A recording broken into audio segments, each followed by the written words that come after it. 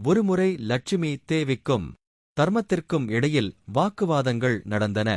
நான் பெரியவன் என்றால் நான் பெரியவன் என்ற வாதம் அதிகரித்துக் கொண்டே வந்தது.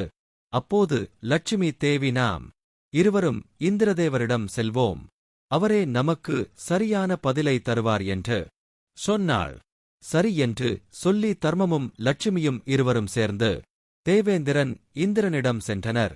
இருவரையும் பார்த்தவுடன் தேவேந்திரன் எழுந்து தீர்ப்புக்காகவே நாங்கள் இருவரும் வந்தோம். எங்கள் இருவரில் யார் பெரியவர்? தர்மம் பெரியதா அல்லது லட்சுமி பெரியதா? இந்த வார்த்தைகளை கேட்டவுடன் தேவேந்திரனுக்கு என்ன சொல்வது என்று புரியவில்லை. தர்மம் பெரியது என்றால் லட்சுமி என்னை விட்டு போய்விடுவாள். லட்சுமியே பெரியது என்றால் தர்மம் என்னை விட்டு விலகிச் செல்கிறது. மகாராஜ் இந்திரன் தனது புத்திசாலித்தனத்தை வெளிப்படுத்தினார். நான் இதற்கு பதிலளிக்க முடியாது. உங்கள் இருவருக்கும் எது நியாயம் என்று என்னால் சொல்ல முடியாது. ஆகவே நீங்கள் இருவரும் ராஜா விக்ரமாதித்யரிடம் சென்றால் அவரே உங்களுக்கு சரியான நீதியை சொல்வார் என்று கூறினார். அப்போது தர்மமும் லட்சுமியும் கேட்கிறார்கள், அசல் விக்ரமாதித்தன் யார் என்று? பூலோகத்தில் விக்ரமாதித்தன் என்ற மகாராஜா இருக்கிறார் நினைத்து கடைசியில் விக்ரமாதித்தன் தனது பதிலை சொல்ல வேண்டும் என்று நினைத்தான். விக்ரமாதித்தன் சொல்கிறான், தர்மமே எனக்கு மிகவும் பெரியது என்று சொன்னான். தர்மத்தை விட சிறந்தது வேறு எதுவும் இல்லை. தர்மம் இல்லாவிட்டால் மனித வாழ்க்கைக்கு மதிப்பு இல்லை. அவனது வாழ்க்கையில் எந்த ரசங்களும் இருக்காது. தர்மம் இல்லாத மனிதன் மிருகத்திற்கு சமம். அவன் மனிதனாக பிறந்தும் எந்த பயனும் இல்லை. பணம் இல்லாவிட்டாலும் மனிதன் வாழ்வான். ஏழையாகவே இருப்பான். ஏதோ ஒன்றை உண்டு வாழ்வான். ஆனால் தர்மம் இல்லாமல் வாழும் மனிதனுக்கு எந்த மதிப்பும் இருக்காது. அதனால்தான் தர்மமே சிறந்தது என்று கூறினார். அந்த வார்த்தைகளை கேட்டதும் லட்சுமி தேவிக்கு மிகவும் கோபம் வந்தது. லட்சுமி தேவி, நீ என்னை அவமதித்தாய். நீ மிகவும் அகங்காரத்துடன் இருக்கிறாய். நீ தர்மத்தை சிறந்தது என்று சொன்னாய். அதனால்தான் நான் உன்னை விட்டு போகிறேன். இன்றிலிருந்து நீ மிகவும் ஏழையாகி விடுவாய் என்று சொல்லி அங்கிருந்து சென்றுவிட்டாள். தர்மம் விக்ரமாதித்தனிடமே தங்கிவிட்டது.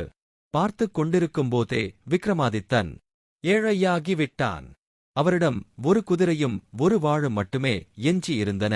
இப்போது அவருக்கு யாருடைய உதவியும் இல்லை. அவருக்கு யாருடைய உதவியும் தேவையில்லை. அவர் அங்கிருந்து முன்னேற விரும்பினார். குதிரையின் மீது அமர்ந்து தனது வாளுடன் அவர் சென்று கொண்டிருந்தார். அப்படி செல்லும்போது வழியில் அவருக்கு அவரது சகோதரியின் வீடு தெரிந்தது. வழங்குவார் என்று கூறினார்கள். மிகவும் தர்ம பரிபாலனம் கொண்டவர். அதனாலதான் உங்கள் இருவரில் யார் சிறந்தவர் என்று அவரே சொல்வார் என்று கூறினார். அந்த வார்த்தைகளை கேட்டதும் லட்சுமியும் தர்மமும் இருவரும் சேர்ந்து விக்ரமாதித்தனிடம் சென்றனர்.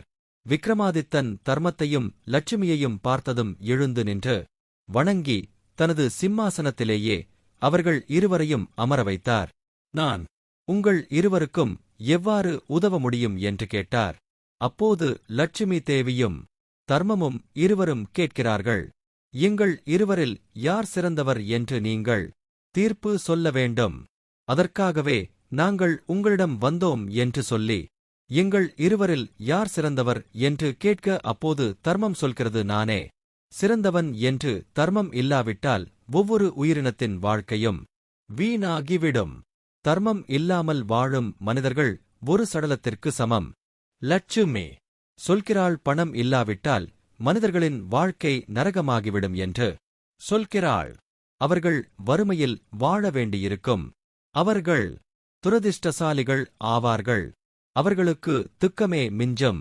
அப்போது விக்ரமாதித்தன் இருவரும் சொல்வதைக் கேட்டு, நான் இருவரும் சொன்னதையும் மிகவும் கவனமாக கேட்டேன். ஆனால் லட்சுமி பெரியவள் என்றால் தர்மம் என்னை விட்டு விலகிவிடும். நான் பெரியவன் என்று நான் சொன்னால் லட்சுமி என்னை விட்டு விலகிவிடும். அப்போது நான் பணமில்லாதவன் ஆகிவிடுவேன். எனக்கு தர்மமே எல்லாவற்றையும் விட பெரியது என்று. அவருக்கு அந்த நேரத்தில் மிகவும் பசியாக இருந்தது. அவர் ஓய்வெடுக்கவும் விரும்பினார். அதனால் விக்ரமாதித்தன் நினைக்கிறான், நான் என் சகோதரி வீட்டிற்குச் சென்று ஏதாவது சாப்பிட்டு ஓய்வெடுக்க வேண்டும் என்று. விக்ரமாதித்தன் நினைத்தான். சகோதரி வீட்டிற்குச் சென்றான். அங்கு இருந்தவர்கள் அனைவரும் தன் சகோதரியிடம் சென்று விக்ரமாதித்தன் வந்தான் என்று சொன்னார்கள். அப்போது அவனுடைய சகோதரி கேட்கிறாள், என் அண்ணன் எப்படி இருக்கிறான், எப்படி வந்து கொண்டிருக்கிறான் என்று கேட்டாள். அப்போது அவர்கள் குதிரையின் மேல் வந்து கொண்டிருக்கிறார்கள் என்றும் அவனுடைய உடைகள் மிகவும் அழுக்காகவும் கிழிந்தும் இருக்கின்றன என்றும் சொன்னார்கள்.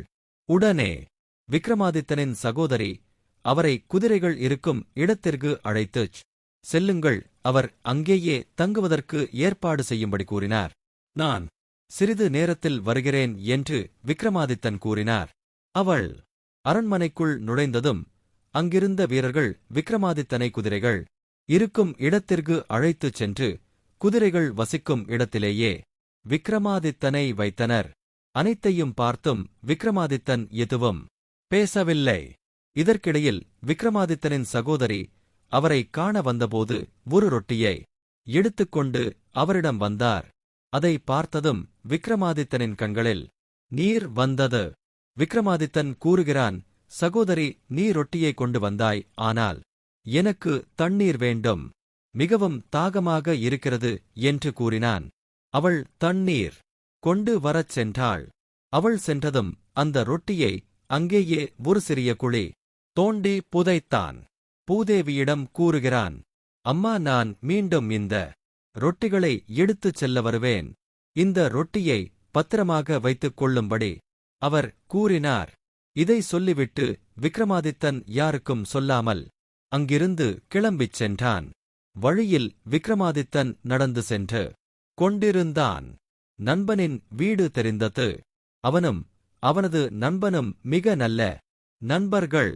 நான் அவனிடமே சாப்பிட்டு அங்கேயே ஓய்வெடுக்கிறேன் என்று நினைத்தான். அவன் தன் நண்பனிடம் சென்றான். விக்ரமாதித்தன் வந்தான் என்று அவனது நண்பன் மிகவும் மரியாதையுடன் வரவேற்றான். விக்ரமாதித்தன் சாப்பிடச் சொன்னான். விக்ரமாதித்தன் சாப்பிட உட்கார்ந்தான். அவனுக்கு பின்னால் ஒரு மேசை இருந்தது. அந்த மேசையின் மீது ஒரு இரத்தின மாலை இருந்தது. விக்ரமாதித்தன் ஒரு கவளம் உணவு உண்ண ஆரம்பித்ததும் உணவு